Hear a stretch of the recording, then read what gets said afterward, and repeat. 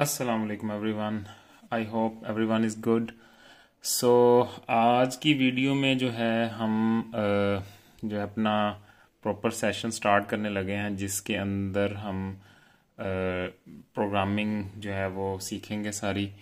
और सबसे पहले मैं आपको बोर्ड आपके सामने ले आता हूँ। ये हमने लास्ट 2-3 वीडियोस में हम इसका ओवरव्यू कर रहे हैं, और आज जो है वो हम इंशाल्लाह प्रॉपरली जो है इस बोर्ड के ऊपर अपना सेशन स्टार्ट करेंगे। एंड स्क्रीन पे आप देख रहे हैं मेरे सामने STM32 क्यूब IDE ओपन है।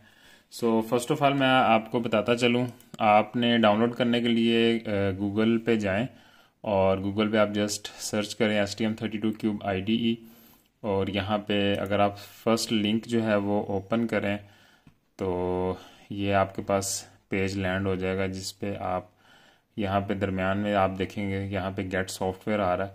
यहाँ से आप बेसिकली डिफरेंट ऑपरेटिंग सिस्टम्स के लिए आप अपना सॉफ्टवेयर जो है वो डाउनलोड कर सकते हैं। सबसे लास्ट पे STM32 cube IDE for Windows है।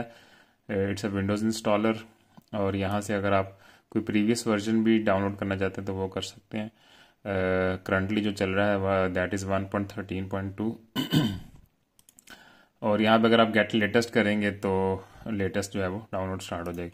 सो इस पे स्टार्ट करने के लिए आपको यहाँ पे आपका अकाउंट होना लाजमी है, और मेरा क्योंकि अकाउंट बना हुआ ऑलरेडी, अगर आप गेट लेटेस्ट पे करें एंड एक्सेप्ट द एग्रीमेंट तो ये आपसे कहेगा कि आप अपना रजिस्टर करें पहले, क्योंकि मैं ऑलरेडी रजिस्टर्ड हूँ इसके ऊपर, मेरा अकाउंट लगा हुआ है यहाँ पे। तो मैं सिंपली इसके ऊपर लॉगिन करूँगा, और आप क्योंकि नए अगर यूज़र हैं तो आप अपना अकाउंट बनाएं और सिंपली उसके बाद इसको डाउनलोड कर लें।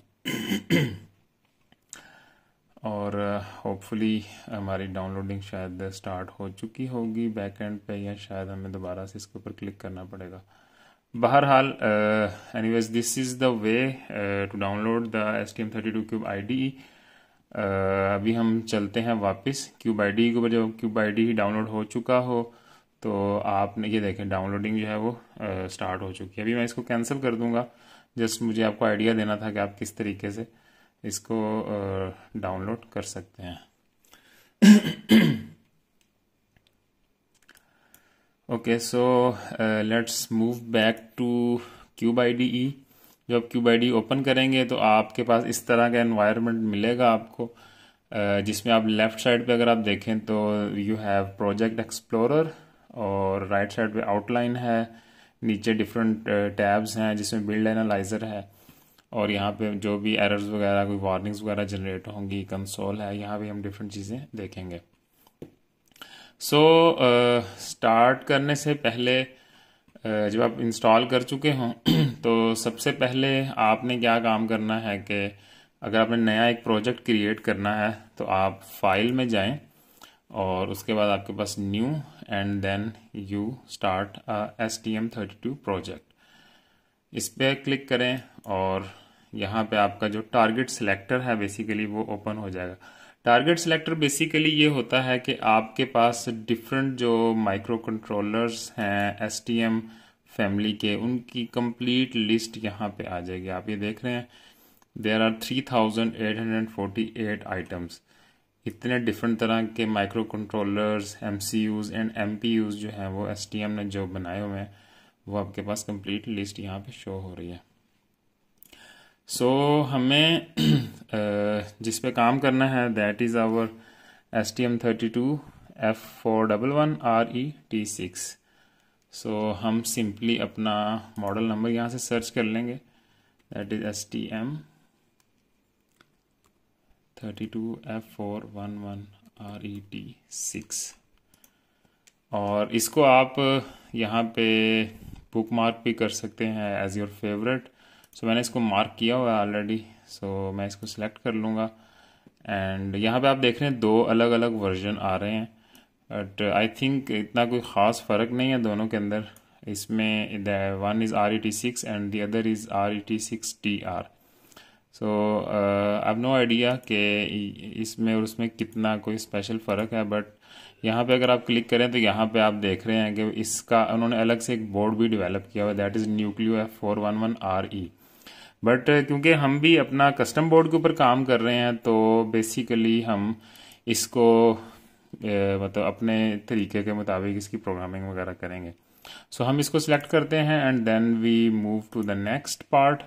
यहाँ पे वो आपसे पूछेगा कि आपने प्रोजेक्ट क्रिएट करना है नया, आपने प्रोजेक्ट का नाम लिखें और जिस लोकेशन पे आप उसको स्टोर करना चाहते हैं, अगर आप डिफ़ॉल्ट लोकेशन रखना चाहते हैं तो उसको डिफ़ॉल्ट पे रहने दें, और अगर अपनी मर्ज़ी की लोकेशन के ऊपर आप जाना चाहते हैं तो आप सिंपली उसको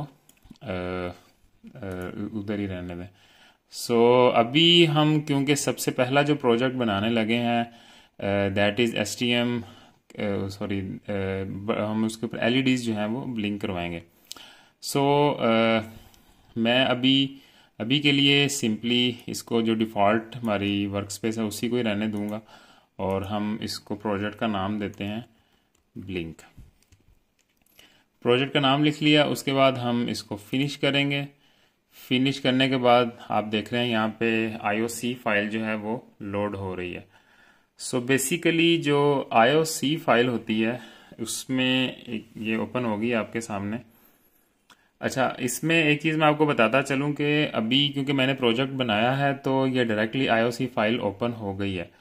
आप जब फर्स्ट टाइम इसके ऊपर प्रोजेक्ट बनाएंगे तो ये इनिशियली कुछ डाउनलोड्स करेगा और मे बी वो डाउनलोड्स तकरीबन 600-700 MB तक होंगी, क्योंकि उसमें आपने जिस फैमिली ऑफ माइक्रो कंट्रोलर्स के ऊपर काम करना होता है तो उसकी जो रिपोजिटरी है वो डाउनलोड होनी होती है। सो डोंट वरी कि जब आप प्रोजेक्ट बनाएंगे तो फर्स्ट टाइम जो है प्रोजेक्ट वो फौरी से नहीं बनेगा, उसको कुछ डाउनलोड्स करने दें उसको, और उसके अलावा जब वो डाउनलोड कंप्लीट हो जाएगी तो ऑटोमेटिकली आपकी जो IOC फाइल है वो ओपन हो जाएगी। सो IOC फाइल में आप देख रहे हैं यहाँ पे पिन आउट्स एंड कॉन्फ़िगरेशन है। सो यहाँ पे आपको एक्चुअली जो माइक्रो कंट्रोलर है उसकी पिन्स जो हैं वो विजिबल हो जाती हैं। सो नाउ यू नो कि आपने किस पिन को क्या करना है। अभी हम ये सारी चीज़ें देखेंगे इसके अंदर। लेफ्ट साइड पे आपके पास कैटेगरीज हैं जिसमें आप सिस्टम कोर है, एनालॉग है, टाइमर्स, कनेक्टिविटी, मल्टीमीडिया, ये सारी चीज़ें हैं। इसके अंदर फर्दर हम देखेंगे कौन कौन सी चीज़ें जो है वो किस तरीके से हमने यूज़ करनी है। सो वक्त के साथ साथ यू विल बी नोइंग के कौन सी चीज़ को किस तरह से हमने कॉन्फ़िगर करना है, किस तरह से मॉडिफाई करेंगे तो उसके क्या इफ़ेक्ट होंगे। उसके अलावा हम सेकंड चीज़ है क्लॉक कॉन्फ़िगरेशन। इसमें जो लास्ट दो चीज़ें हैं प्रोजेक्ट मैनेजर एंड टूल्स, इसमें शायद आपको ज़्यादा ये यूज़ करने की ज़रूरत नहीं पड़ेगी। हम ज़्यादातर जो है वो अपना पिन आउट्स एंड कॉन्फ़िगरेशन के अंदर रहेंगे। कुछ चीज़ें जो है वो हम जब टाइमर्स के रिलेटेड होंगी तो हमें क्लॉक कॉन्फ़िगरेशन के ऊपर जाना पड़ेगा। सो अगर आप क्लॉक कॉन्फ़िगरेशन के ऊपर देखें तो यहाँ पे आपको डिफरेंट चीज़ें नज़र आ रही हैं। आई नो कि स्टार्टिंग में थोड़ा सा आपको फील हो रहा होगा कि क्यूब IDE जो है वो काफ़ी ओवरवेलमिंग है, इसमें इंफॉर्मेशन काफ़ी ज़्यादा है, but believe me with the passage of time you will get comfortable इंशाल्लाह। सो अगर आप यहाँ पे देखें तो डिफरेंट क्लॉक्स यहाँ पे आपको नज़र आएंगे।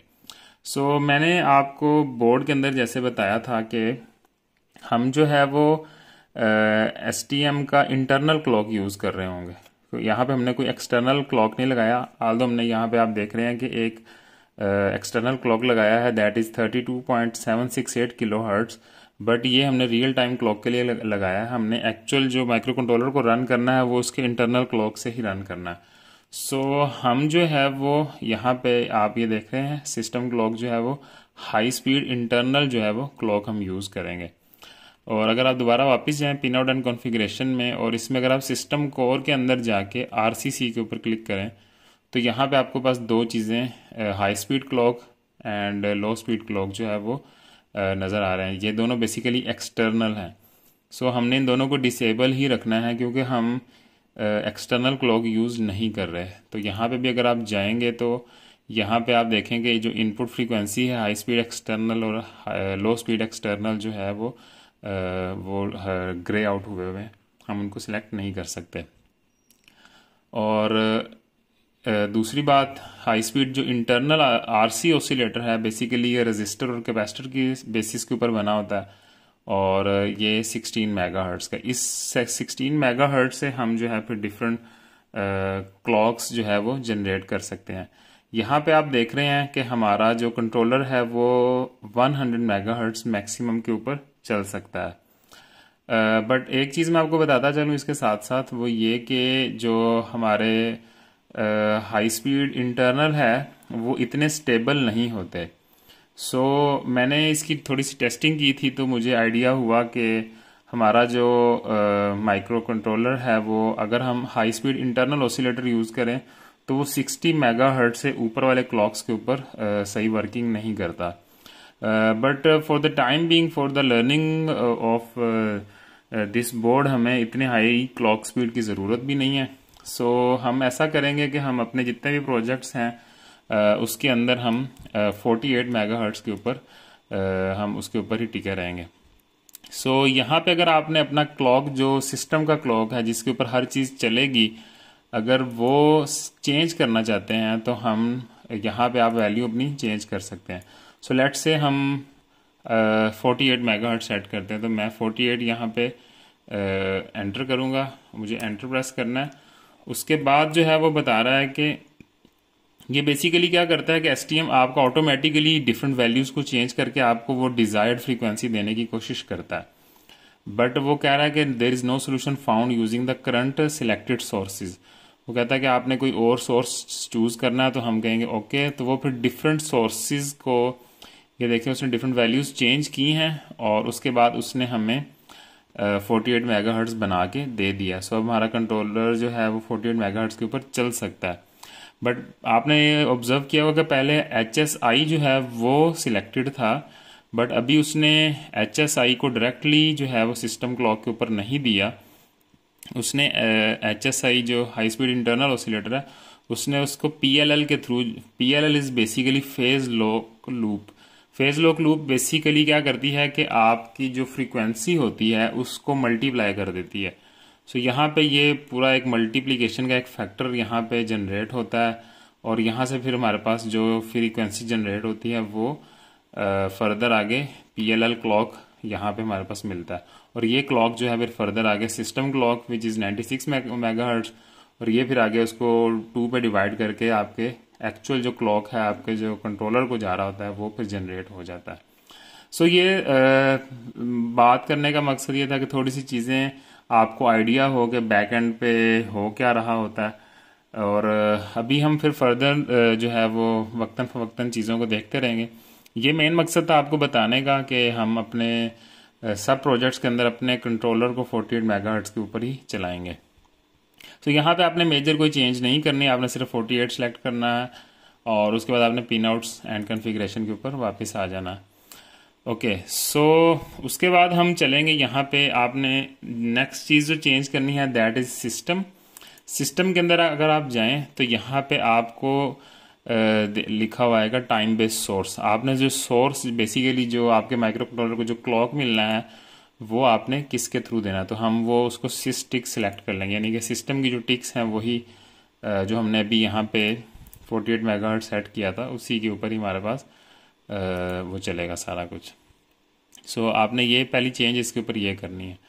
सो अब आपको चीज़ों का थोड़ा थोड़ा आइडिया होना शुरू हो गया कि कौन सी चीज़ कहाँ पे है और उसका क्या इफ़ेक्ट होगा। अभी तक हमने सिर्फ क्लॉक को ही देखा है जिससे हमारी पास सारी चीज़ें चलेंगी।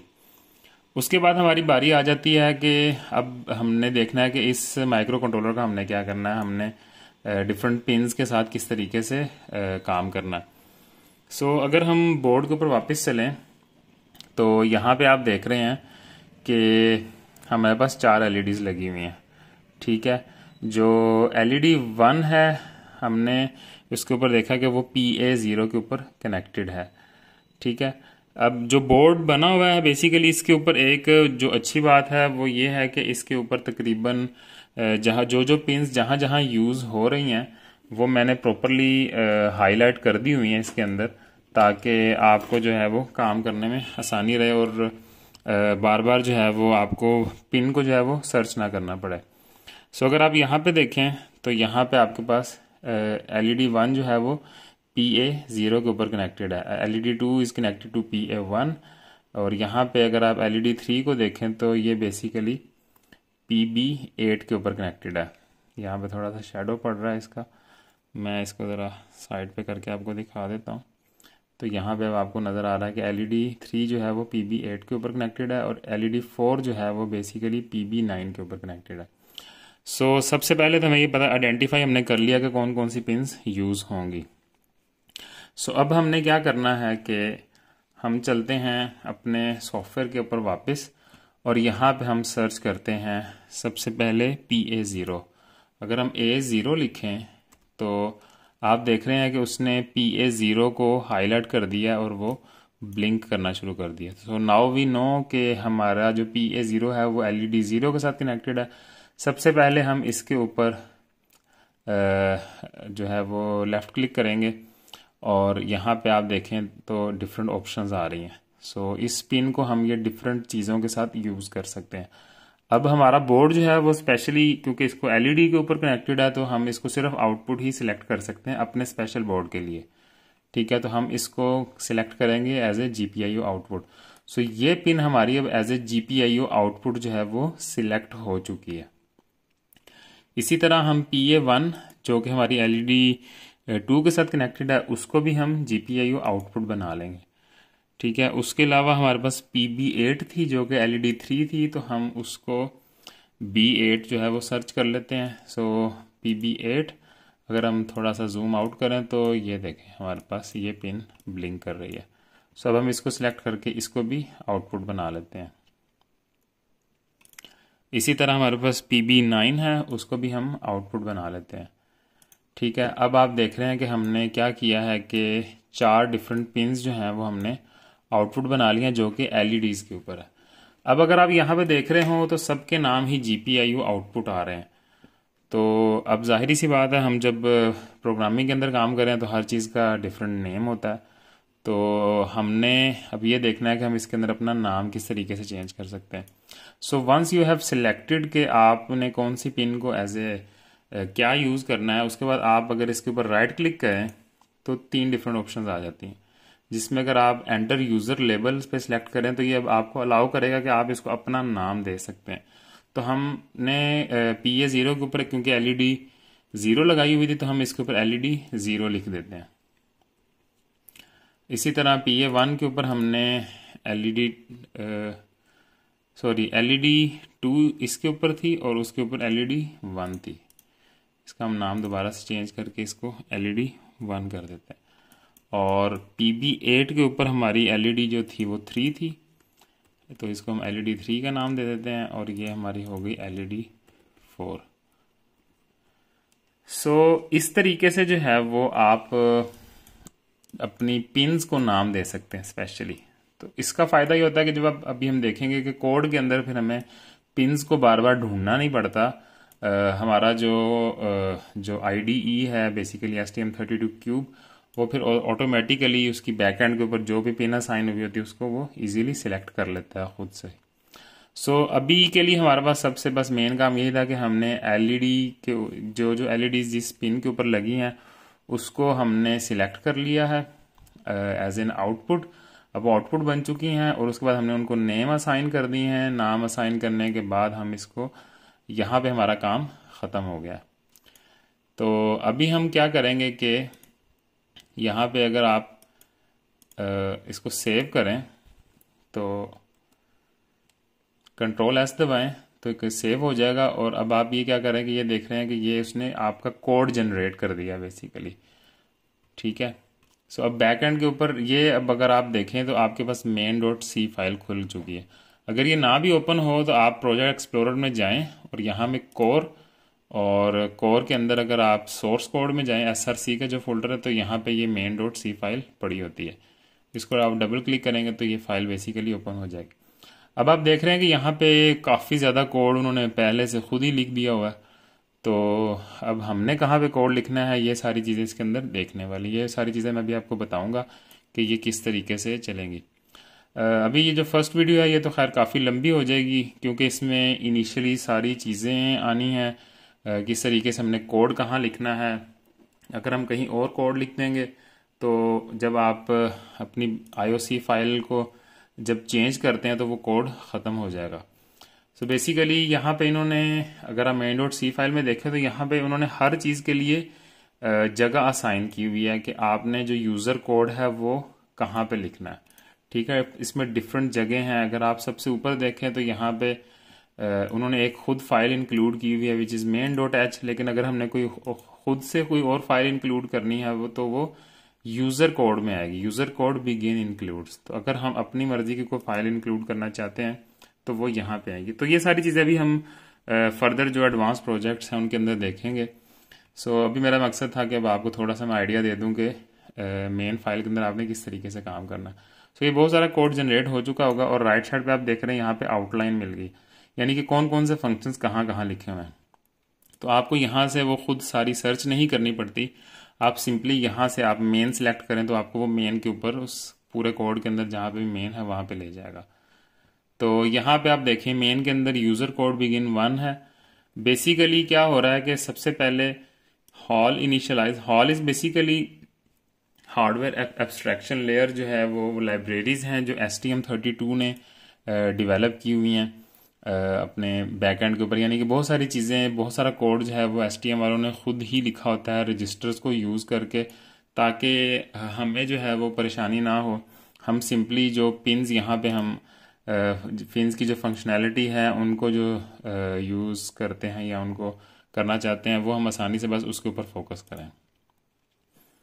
तो अभी फ़िलहाल हमारा मकसद ये था कि हमने LED ब्लिंक करनी है, तो हमने सबसे पहले देखना कि हमारा कोड आएगा कहाँ पे। इसमें हमने क्योंकि वाइल लूप के अंदर सारा काम करना है, तो अब आपने ये देखना है कि हमारा कोड जो है वो यूज़र कोड बिगिन वाइल और यूज़र कोड एंड वाइल, इसके दरमियान में कोड लिखा होना चाहिए। ठीक है, अगर इसके अलावा यहाँ पे कहीं कोड लिख देंगे और अगर आप यहाँ से कुछ चेंजेस करेंगे IOC फाइल के अंदर, जैसा कि मैं आपको करके दिखाता हूँ, लेट से मैं यहाँ पे कुछ भी लिख देता हूँ और मैं यहाँ इसको सेव करता हूँ और उसके बाद मैं IOC फाइल के अंदर जाता हूँ। यहाँ पे कुछ भी मैंने किया ऐसे, मैंने दोबारा चेंजेस वापस कर दी और मैं दोबारा इसको सेव करूँगा, तो अब आप देखेंगे कि ये जो लाइन है वो ख़त्म हो चुकी है। ये देख रहे हैं आप, वो लाइन उसने रिमूव कर दी है। सो अब आपका जो भी कोड है वो यूज़र बिगिन और यूज़र एंड के दरमियान होना चाहिए। ये बात समझ लग गई आपको? Okay, so without further ado हम क्या करते हैं कि अपना फर्स्ट LED जो है वो उसको ब्लिंक करने की कोशिश करते हैं। ओके, सो सबसे पहला तरीका ये है कि अब आपने कोई भी जो GPIO है, जो जनरल पर्पस इनपुट आउटपुट है, उसको अगर आपने राइट करना है या रीड करना है या टॉगल करना है, तो उसके लिए जो फंक्शंस दिए हुए हैं STM ने वो हैं कि आप लिखेंगे हॉल। तकरीबन हर फंक्शन जो है ना वो हॉल से स्टार्ट होगा। ये बेसिकली हार्डवेयर एब्स्ट्रैक्शन लेयर है। अच्छा, अब आप हॉल लिखेंगे, अब जाहिर सी बात है बहुत सारे फंक्शंस आपको नाम तो याद नहीं होंगे, तो आपने प्रेस करना है कंट्रोल एंड स्पेस। जब आप कंट्रोल एंड स्पेस करेंगे तो ये आपको सारे जो जितने भी फंक्शंस हैं वो आपको दे देगा, लेकिन इसमें भी बहुत सारे फंक्शन हैं। अब आपको आइडिया नहीं होगा कि मैंने कौन सा फंक्शन यूज़ करना है। तो अब अगर आप देखें, अब बेसिकली हमने GPIO के साथ काम करना, जनरल पर्पस इनपुट आउटपुट के साथ, तो हॉल अंडरस्कोर GPIO अगर आप लिखे हैं तो सिर्फ उसके फंक्शंस आपके पास बाकी रह जाएंगे, बाकी ख़त्म हो जाएंगे। हमने यहाँ पे अगर आप देखें तो डिफरेंट फंक्शंस हैं। हमारा काम अभी फ़िलहाल टॉगल करने का है, तो हम क्या करेंगे, अपनी पिन को टॉगल करेंगे। अगर मैं इसको डबल क्लिक करूँ तो यहाँ पे मेरे पास ये उसने फिल कर दिया। अब वो जो फर्स्ट दो इसके अंदर ऑप्शन है हमारे पास, फर्स्ट वो मेरे से पूछ रहा है कि आपने GPIO की टाइप डिफाइन करनी है। यहाँ पे बेसिकली हमने बताना है कि वो किस पोर्ट का हिस्सा है। जो हमने यहाँ पे ये देखा था LED जो हमने लगाई थी वो पोर्ट A के ऊपर लगी हुई, यहाँ पे ये भी पोर्ट A के ऊपर लगी, जबकि ये दोनों जो हैं वो पोर्ट B के ऊपर लगी हुई। लेकिन हमें ये याद रखने की ज़रूरत नहीं, जैसे मैंने आपको बताया था पहले। आप यहाँ पे जाएं और यहाँ पे अब आपको थोड़ा सा तो याद है, आपने LED का कुछ नाम दिया था उसको, तो आप सिंपली अगर यहाँ पे LED लिखें और कंट्रोल स्पेस दबाएं तो आपको सारी चीज़ें यहाँ पे वो शो कर देगा कि अच्छा आपने कौन सी LED की पोर्ट यूज़ करनी है। अब अगर हम फ़र्ज़ करें हमने LED 1 को टॉगल करना है, तो मैं यहाँ पे उसका सिलेक्ट कर लूँगा GPIO पोर्ट, और नेक्स्ट जो ऑप्शन है यहाँ पे मैं GPIO सॉरी LED1 लिखूंगा और यहाँ पे मुझे बताना है उसकी पिन। तो ये दोनों चीज़ें आपके पास सामने आ गई हैं, ठीक है। और यहाँ पे मैं इसको क्लोज कर दूंगा। तो ये थोड़ा सा मकसद था आपको बताने का कि मतलब आपने फंक्शंस वगैरह जो हैं वो किस तरीके से यूज़ करना है। सो यहाँ पे आप देख रहे हैं कि हमने एक अपनी टॉगल करने की जो कमांड है वो उसके ऊपर लिख दी है। उसके बाद एंटर करेंगे। टॉगल करने के बाद हमने जाहिर सी बात है उसको थोड़ी देर के लिए वेट भी कराना है। तो उसके लिए जो डिले का फंक्शन है दैट इज़ हॉल_डिले। हॉल_डी लिखें और कंट्रोल स्पेस दबाएं तो वो आपको डिफरेंट फंक्शन दे देगा। आप DEL लिखें तो वो आपको बस ये देखें आपके पास हॉल डिले का फंक्शन आ गया। इसको एंटर प्रेस करें और उसके अंदर आप बता दें कि आपने कितना डिले देना है। फ़र्ज़ करें हम 1000 मिली सेकेंड, इसके अंदर जो आपने एंट्री करनी है वो मिली सेकेंड्स के अंदर है। सो 1000 मिली सेकेंड इज़ बेसिकली 1 सेकेंड। सो हमारी LED जो है वो 1 सेकेंड के लिए ऑन होगी, फिर दोबारा से वो टॉगल होगी, वो 1 सेकेंड के लिए ऑफ हो जाएगी, ठीक है। तो ये एक सिंपल सा कोड है। अभी हम सिंपली इसको देखते हैं, अब हमने इसको प्रोग्राम किस तरीके से करना है। So coming back to our board, उसके अलावा मैं आपको चीज़ दिखा दूँ। हमारे पास है ST-Link वर्जन 2। ये आपको मार्केट से इजीली मिल जाएगा। ये जो एक्चुअल STM का जो ST-Link है उसका समझ लें कि ये नॉक ऑफ है। ये आपको इजीली सस्ता मार्केट में मिल जाता है। चाइना से मंगवा सकते हैं आप, या लोकल मार्केट से लेना चाहें तो वो आप उनसे कह के ST-Link V2 मिल जाएगा आपको। और यहाँ पे आपकी जो बेसिकली जो पिन्स यूज़ होनी है वो SWCL के, SWDIO, ग्राउंड एंड 3.3 वोल्ट। ये अगर आप बोर्ड के ऊपर भी आप देखें तो यहाँ पे आपको नज़र आ रहा होगा 3 volt, ground, digital input output and clock. ये बेसिकली आपकी इन सब के साथ मैच करनी चाहिए, क्लॉक, DIO, ग्राउंड। और तो आप अपनी पिन्स जो हैं वो यहाँ से सिलेक्ट करें, यहाँ पे लगाएं और उनको जंपर करा के इसके साथ अटैच कर दें। सो मैंने क्योंकि एक जंपर केबल ऑलरेडी बनाई हुई है, सो मैं सिंपली क्या करूँगा, इसको इसके अंदर इंसर्ट कर दूँगा और दूसरी साइड जो है वो मैं इसके साथ अटैच कर लूँगा, ठीक है। सो मेरा प्रोग्रामिंग के लिए अपना जो है वो सिस्टम रेडी हो चुका है। अब इसको मैं सिंपली अपनी एक्सटेंशन केबल के अंदर लगा के, so now you can see कि हमारा बोर्ड जो है वो पावर अप हो चुका है। LED यहाँ पे हमारे पास ये पावर वाली LED है। अभी हमने देखना है कि जो ये वाली LEDs हैं वो किस तरीके से ग्लो करती हैं। सो अभी हमने क्योंकि LED1 को प्रोग्राम करना है, so now moving back to our screen, हमने कोड लिख लिया था, आपने देखा यहाँ पे। सो अब हमने बेसिकली इसको रन करना है अपने बोर्ड के ऊपर। सो अब हम इसको रन करेंगे, ये प्रोजेक्ट को बिल्ड करेगा। आपको नज़र आ रहा है यहाँ पे कि हमारे पास प्रोजेक्ट बिल्ड हो चुका है, उसमें 0 एरर्स हैं, 0 वार्निंग्स हैं। सो ये जो कॉन्फ़िगरेशन की जो विंडो है ये सिर्फ एक ही दफ़ा ओपन होती है जब आप फर्स्ट टाइम जो है अपने प्रोजेक्ट को बिल्ड करते हैं, for the very first time. So इसमें आपने करना क्या है कि आपने डीबगर के टैब में जाना है और यहाँ पे आपने ST-Link SN को चेक कर देना है। और यहाँ पे आप स्कैन करेंगे तो एक बड़ा सा नंबर आ जाएगा, वो बेसिकली जो ST-Link हम यूज़ कर रहे हैं ये उसका नंबर होगा। आपका ये ध्यान रखना है कि आपका ST-Link जो है वो कंप्यूटर के साथ कनेक्टेड होना चाहिए, ठीक है। उसमें आप स्कैन करें, ये आपके पास उसका एक सीरियल नंबर आ गया, आप इसको अप्लाई करें और इसको ओके कर दें। ओके करेंगे तो आप यहाँ पे कंसोल में देख रहे हैं फिनिश्ड बिल्डिंग और ये वेटिंग फॉर डीबगर। ये बेसिकली हमारे माइक्रो कंट्रोलर के साथ कनेक्शन करने की कोशिश कर रहा है। डीबगर कनेक्ट हो चुका है हमारा और अब ये उसके अंदर डाउनलोड कर रहा है। डाउनलोड वेरीफाई हो चुका है and now you can see कि हमारे पास जो LED1 है वो ब्लिंक करना शुरू हो चुकी है। 1 सेकंड के लिए ऑन हो रही है, 1 सेकंड के लिए ये ऑफ हो रही है। So this is how you blink an LED on STM32 जो हमारे कस्टम बोर्ड के ऊपर PA0 के ऊपर लगी हुई है। सो इसी तरह अगर लेट से मैं इसके साथ ही अगर हम अपनी स्क्रीन पे देखें तो मैं लेट से मैं दोनों LEDs को ऑन करना चाहता हूँ और इसको मैं टॉगल करता हूँ।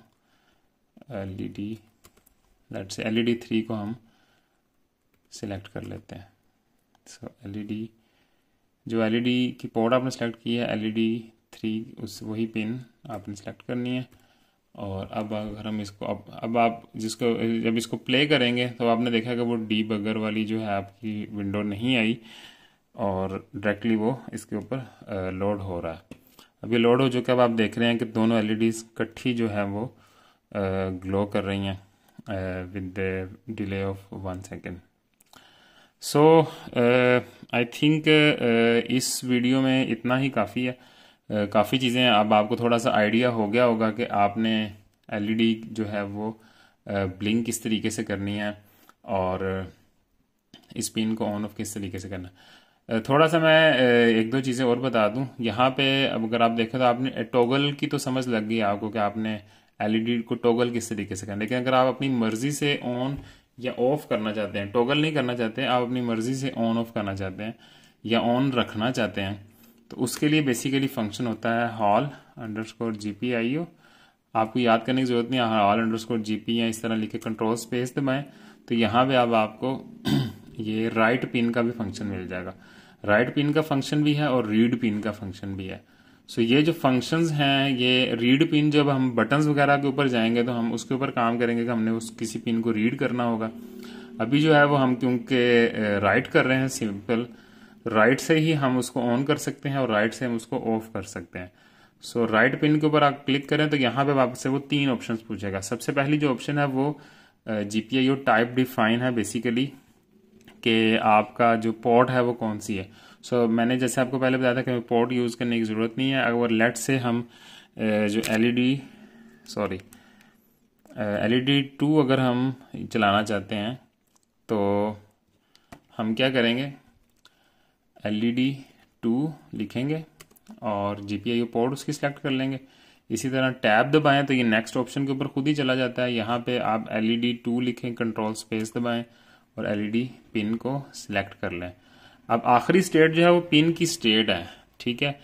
पिन स्टेट कैसे आएगी, आप इस पे सिंपली अगर आप जीपीआईओ लिखें और कंट्रोल स्पेस दबाएं तो यहाँ पे आपके पास ऑप्शन आ जाएगी GPIO_पिन सेट की। आपने ये सिलेक्ट कर लेना है, ठीक है, और यहाँ पे आपने इसको क्लोज कर देना। अब ये बेसिकली क्या करेगा, इस पिन को वो ऑन कर देगा। अब ये ऑफ नहीं होगी क्योंकि अब मैं इसको अपलोड करके दिखाता हूँ आपको। और कोड अगर आप बोर्ड के ऊपर नज़र रखें तो अब हमने ऑल दो हॉल डिले दिया हुआ, लेकिन हम हर 1 सेकंड के बाद सिर्फ राइट ही कर रहे हैं। तो अब आप नज़र मारें तो अब आप देख रहे हैं कि एलईडी 2 जो है वो सिर्फ ग्लो ही कर रही है, वो ब्लिंक नहीं कर रही या ऑफ नहीं हो रही। सो अगर हमने इसको ऑफ करना है तो 1 सेकंड ऑन रखने के बाद हम इसको दोबारा से क्या करेंगे, hall_GPIO कंट्रोल स्पेस दबाएं और आप दोबारा से राइट का फंक्शन जो है वो सिलेक्ट कर लें और इसमें आप दबाएं एलईडी 2 और कंट्रोल स्पेस दबा के उसकी GPIO पोर्ट दे दें। फिर टैब दबाएं, यहाँ से अब आप पिन बतानी है, आप सिंपली लिखेंगे एलईडी 2 पिन सेलेक्ट कर लें क्योंकि हम एलईडी 2 के लिए काम कर रहे हैं। अब आपने इसकी पिन स्टेट रीसेट करनी है। सो अब हम सिंपली GPIO लिखेंगे, कंट्रोल स्पेस दबाएं और यहाँ पे आपको रीसेट की ऑप्शन भी मिल जाएगी। सो अब क्या होगा कि हमारी जो पिन हमने पहले सेट की थी अब वो रीसेट हो गई है। सो लेट से हम अपना डिले जो है वो ऑफ का डिले सिंपली 500 मिली सेकेंड का कर देते हैं, यानी कि 1 सेकंड के लिए ऑन रहेगी लेकिन हाफ सेकंड के लिए ऑफ रहेगी। सो अब हम इसको अपलोड करते हैं और अब हम बोर्ड पे ध्यान करें तो